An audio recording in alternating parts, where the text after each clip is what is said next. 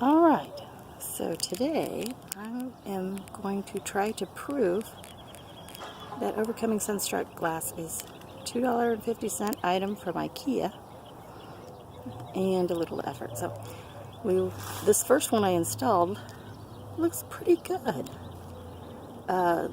So let's see if we can follow through on this, and we'll see how it pans out over time.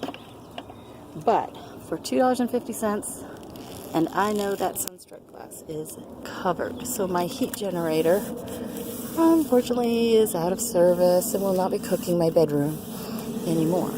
So the challenges I see are having the material be big enough, accessing the window. Okay, so this item, I've seen them at, this one's from Ikea. I think it was $2.50 or $3.50 a panel. There we go. Here it is again. It's called a temporary window blind, and of course it's intended for the inside of the house. And it's basically a kind of plasticized material. I don't know what it is. You see it moving in the wind. There's a sticker across the top.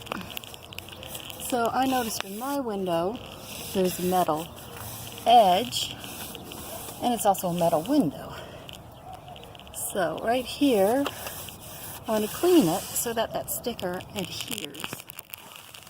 It might not, but that would work.